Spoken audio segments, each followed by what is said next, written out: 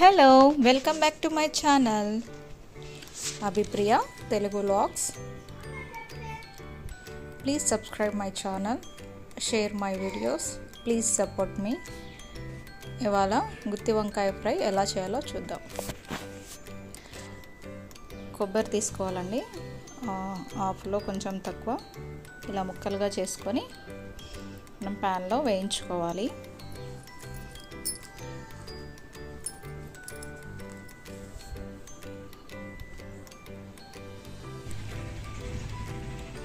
మినప్పప్పు 2 table spoon, శనగపప్పు 2 table spoon, ధనియాలు కూడా 2 టేబుల్ స్పూన్స్ అండి, జీలకర్ర 1/2 టీ స్పూన్,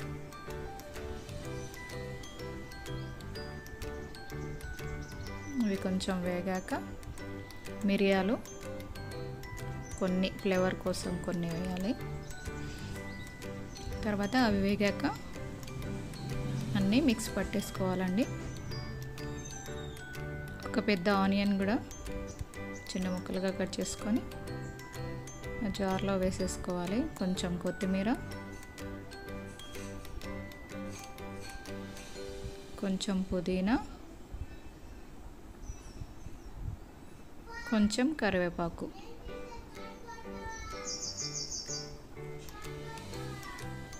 ఇలా కొంచెం బరకగా మిక్స్ చేసుకున్నాక కొంచెం నానబెట్టిన చింతపండు,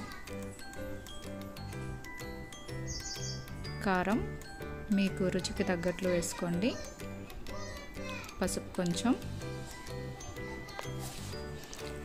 సాల్ట్ కూడా మీ రుచికి తగ్గట్లు వేసుకోండి.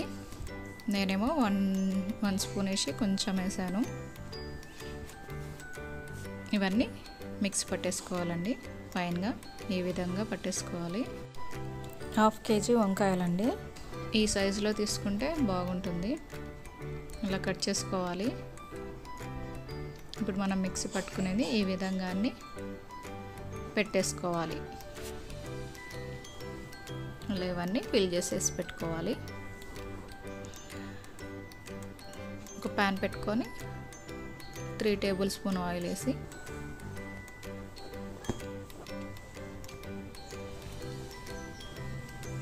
ఆయిల్ మరీ వేడి కాకూడదండి, కొంచెం లైట్గా వేడి అయినా పర్లేదు.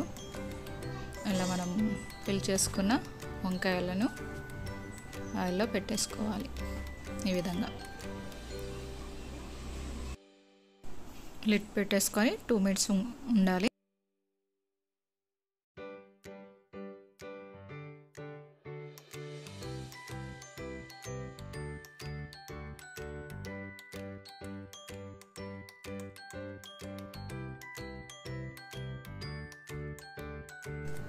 కలిపేసుకొని తిప్పేసి మిగిలిన మసాలా ఉంటుంది కదా మనం మిక్సీ పట్టుకునేది, దాన్ని కూడా వేసి ఈ విధంగా బాగా కలపాలి.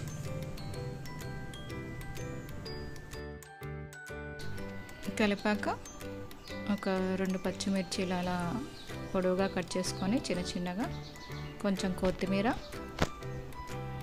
కొంచెం కరివేపాకు వేసి కలుపుకోవాలి.